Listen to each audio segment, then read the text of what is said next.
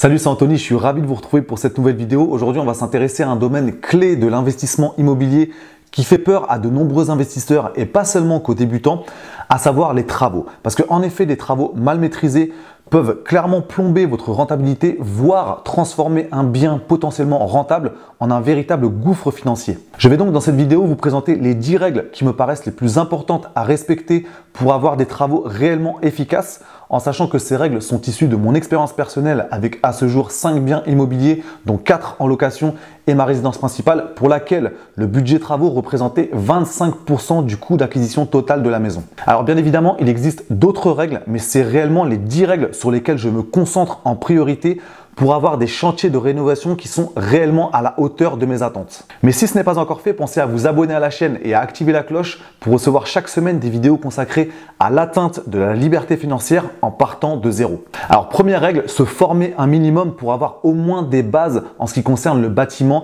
et les différents corps de métier. Parce que c'est un peu comme si on allait dans le premier garage venu et qu'on montrait clairement qu'on n'y connaissait rien en mécanique. C'est vraiment donner le bâton pour se faire battre, parce que assez régulièrement, on se rend compte qu'on a en face de soi des gens qui ont tendance à abuser de notre ignorance. Donc en ce qui concerne l'investissement immobilier, en ce qui concerne les travaux, c'est vraiment important, c'est votre responsabilité de vous former un minimum pour au moins parler le même langage que les artisans, leur montrer que vous n'êtes pas le premier venu, que vous connaissez un minimum, que vous avez des attentes qui sont justifiées, que vous savez exactement ce que vous voulez. Donc c'est encore une fois important de prendre du temps. Je sais que c'est pas forcément quelque chose qui nous fait rêver au début parce qu'on a tendance à négliger un petit peu cette partie-là. On préfère se concentrer sur d'autres choses dans l'investissement immobilier.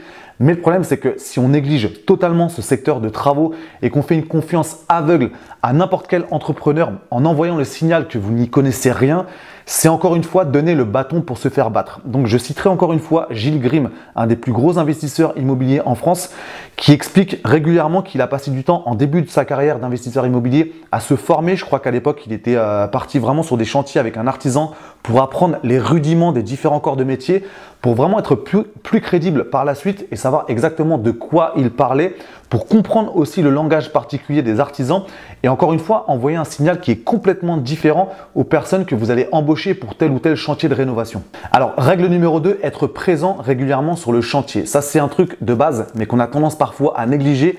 Peut-être par manque de temps, ce qui n'est qu'une excuse parce qu'il suffit de passer ne serait-ce que 10-15 minutes au moins 1 ou 2 ou 3 fois par semaine. Ça envoie tout de suite un message différent à vos artisans parce qu'à l'inverse, si vous ne venez jamais sur le chantier, que vous envoyez le message que vous êtes quelqu'un qui fait une confiance aveugle et qui dit en gros allez-y, faites ce que vous avez à faire, vous risquez encore une fois de donner le bâton pour vous faire battre. Donc à l'inverse, prenez du temps pour passer régulièrement sur le chantier, posez des questions à vos artisans, intéressez-vous aussi à ce qu'ils sont en train de faire pour savoir s'ils rencontrent des problèmes, si tout ce que vous avez demandé est faisable et si les délais vont être respectés. Donc voilà, tout simplement vous posez des questions un peu anodines, mais vraiment j'insiste là-dessus, c'est un message complètement différent que vous envoyez à vos artisans parce que vous envoyez le message de quelqu'un qui a investi dans un bien immobilier, qui est vigilant sur la qualité de la rénovation du chantier que vous avez mis en place. Donc voilà, c'est simplement prendre quelques dizaines de minutes. Il n'y a pas besoin de passer 3 heures par jour sur le chantier. Donc voilà, il n'y a pas d'excuse à avoir parce qu'on a tous 10 ou 15 minutes tous les 2 ou 3 jours pour passer sur le chantier, juste dire bonjour, comment ça va, est-ce que tout se passe bien. C'est encore une fois un message complètement différent que vous envoyez à vos artisans. Règle numéro 3, avoir une notion des différents prix que vous allez rencontrer dans tel ou tel corps de métier, que ce soit en électricité, en plomberie, etc. C'est vraiment important pour vous de savoir exactement quel type de devis vous paraît cohérent et quel type de devis vous paraît complètement démesuré. C'est important de prendre le temps de se former. Parfois, c'est juste discuter avec des personnes de votre entourage qui ont eu récemment des chantiers de rénovation. Vous leur demandez quel type de prix tu as obtenu pour le carrelage de ta salle de bain ou pour la plomberie, peu importe. C'est vraiment encore une fois quelque chose qui est de votre responsabilité d'avoir cette notion dans votre tête pour être capable d'interpréter de la bonne façon un devis qui vous paraît cohérent et un autre devis qui vous paraît démesuré, tout en faisant attention de ne pas tomber dans l'extrême inverse, de toujours rechercher le prix le plus bas parce que là, malheureusement, des fois, on a des mauvaises surprises quand on est toujours en train de tirer les prix ou de chercher l'artisan le moins cher. Je citerai encore une fois Gilles Grimm qui dit régulièrement que le pas cher coûte très cher et je suis 100% d'accord. À force de vouloir gratter les prix ou chercher l'artisan le moins cher, on se donne aussi de grosses chances d'être déçu, d'avoir des chantiers de rénovation qui sont mal réalisés. Donc voilà, encore une fois, Prenez le temps d'avoir une notion des différents prix que vous allez rencontrer dans tel ou tel corps de métier. Règle numéro 4, un point extrêmement important, soyez exigeant dans la qualité du devis que vous demandez à vos artisans. Parce que de mon expérience, même si encore une fois, je sais qu'il y a des gens qui ont plus d'expérience que moi, de ce que j'ai vu, plus un devis est détaillé, plus vous risquez d'avoir en face de vous un artisan de qualité. De ce que j'ai vu, j'avais des fois des devis qui faisaient 4 lignes par rapport à un autre devis qui faisait 30 ou 35 lignes pour le même chantier. Je savais exactement quel type d'artisan j'allais choisir. Et j'ai eu l'occasion d'en discuter avec notamment un artisan qui est dans mon village, qui a une grosse entreprise dans le BTP. Et il n'y a pas longtemps, il est venu me faire un devis pour ma clôture. J'ai regardé son devis, je me suis dit, ok, lui, je sais exactement que c'est quelqu'un de qualité. En plus, j'avais déjà eu des échos, je l'ai déjà fait travailler, je sais que c'est quelqu'un qui bosse très très bien. Et quand j'ai vu son devis, je me suis dit, ok, là, il va jusqu'à vraiment détailler même les matériaux qu'il utilise. Par exemple, même pour faire du béton, comment il fait son mélange entre le sable, le ciment, etc. Quel dosage il effectue. Donc voilà, plus votre devis est détaillé, plus vous vous donnez des chances d'avoir en face de vous quelqu'un qui est de qualité. Donc c'est vraiment important d'être vigilant par rapport à ça, de ne pas hésiter à être exigeant, de ne pas hésiter aussi à rajouter des choses par rapport à la date de début de chantier, à la durée du chantier, à la date de fin, même si c'est approximatif, parce que des fois c'est un peu dur de dire on va arrêter à tel jour, la fin du chantier ce sera le mardi 12 mars à 16h50. Voilà, c'est un peu compliqué, mais vraiment avoir une notion approximative et que ce soit inscrit sur le devis, c'est hyper important. Ça renvoie aussi inconsciemment une petite pression par rapport à l'artisan qui se dit ok, là j'ai en face de moi quelqu'un qui sait de quoi il parle, qui sait ce qu'il veut, qui sait que les délais c'est important de les respecter, parce qu'en face vous avez aussi des crédits à rembourser. Donc plus le chantier va durer, plus vous allez tarder à mettre l'appartement en location. Donc c'est important aussi que l'artisan en soit conscient. Donc c'est pour ça que je vous incite à faire ajouter ça sur votre devis, une date de début de chantier, une durée et approximativement une date de fin. C'est encore une fois quelque chose qui vous permettra d'avoir toutes les chances d'avoir un chantier qui se passe de la meilleure façon possible. Règle numéro 5, privilégiez absolument votre réseau pour trouver un artisan. Parce que parfois il suffit simplement de discuter avec des membres de votre famille ou alors avec des amis ou alors avec des amis de vos amis pour trouver un artisan. Parce que des fois vous allez chez quelqu'un, vous dites waouh, ta salle de bain elle est super belle, qui est-ce qui te l'a fait? Tiens, c'est ce carreleur là, c'est quelqu'un qui travaille de père en fils depuis 3-4 générations, c'est quelqu'un de confiance, donc je te donne son contact. Il suffit d'avoir ce genre de discussion et vous avez naturellement des artisans qui vous sont recommandés. Et ça c'est hyper important, la recommandation c'est quelque chose que je privilégie plutôt que de regarder un petit peu les affiches que je vois à droite à gauche ou les prospectus que je peux recevoir dans ma boîte aux lettres.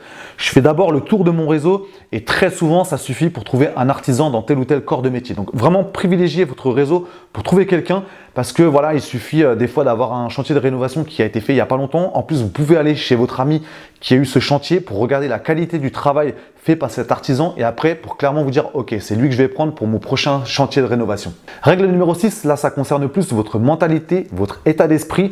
À vous de trouver le bon équilibre entre se faire respecter par les artisans sans non plus les braquer. Ça c'est un dosage subtil à avoir pour à la fois ne pas être trop gentil avec eux, parce que là on risque clairement de se faire manger, parce que voilà, des fois on arrive sur le chantier, pour peu qu'il y ait 2, 3, 4, 5 artisans qui ont commencé à se connaître, on a l'impression d'arriver sur leur territoire, et si on arrive en mode tout gentil, qui n'ose pas trop dire bah tiens ça finalement c'est pas ce que j'avais demandé, ou là attention le carrelage il est mal posé, vous risquez de vous faire manger. Et à l'inverse, faut pas non plus paraître pour le propriétaire qui se sent supérieur, qui montre clairement aux artisans que ce ne sont que de petits artisans qui sont à votre service. C'est important de ne pas non plus renvoyer ce message-là. Donc c'est important d'avoir ce dosage permanent. C'est pas toujours facile pour tout le monde, ça dépend de sa nature, de sa personnalité à la base.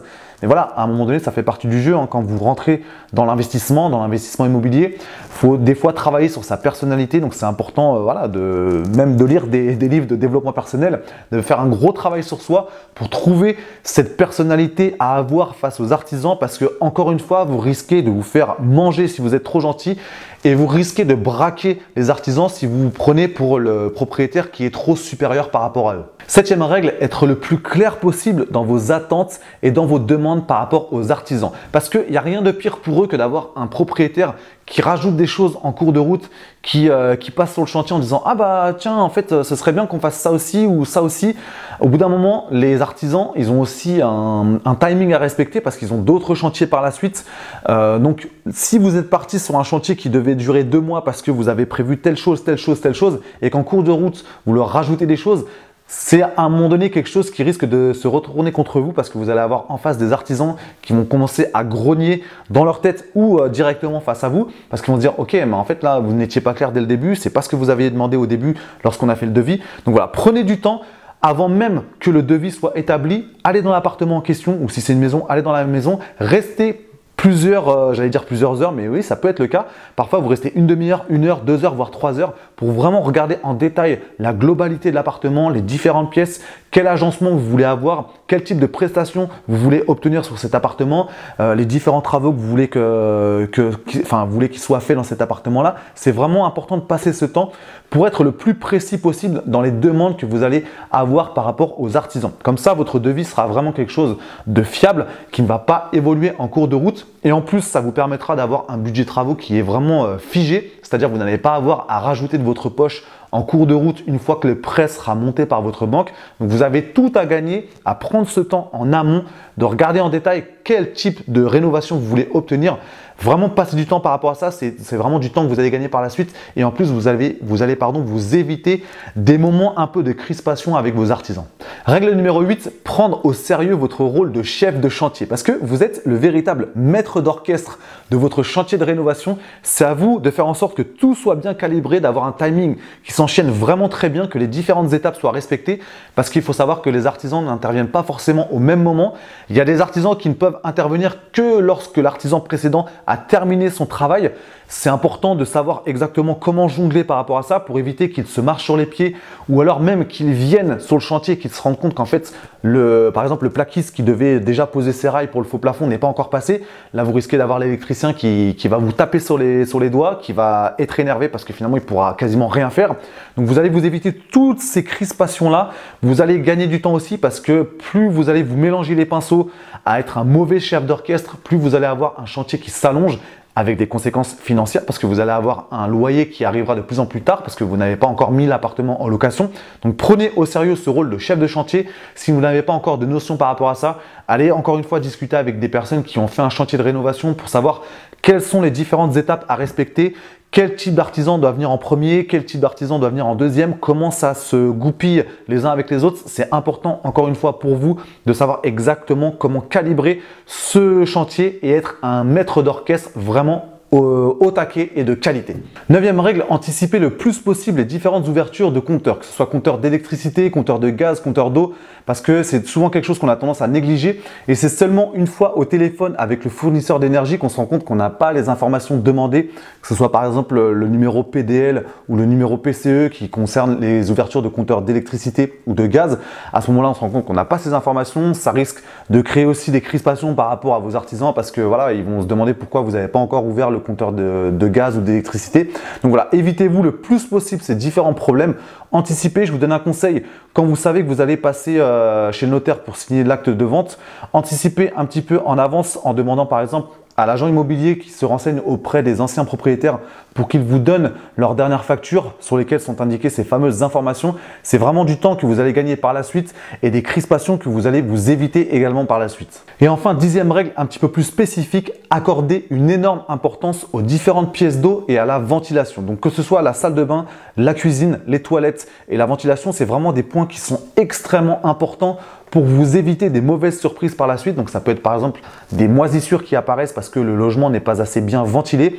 Donc prenez du temps au début pour réfléchir à ces différents points de vigilance. Passez du temps à discuter avec vos artisans qui sont aussi là pour vous conseiller par rapport à ces différents points-là. Encore une fois, pour vous éviter des mauvaises surprises par la suite. Si on prend le cas aussi de la salle de bain, à vous de réfléchir à l'agencement pour vraiment vous éviter le maximum de problèmes d'humidité avec des projections d'eau qui peuvent parfois entraîner des conséquences négatives si vous n'avez pas été assez vigilant sur la conception de votre salle de bain.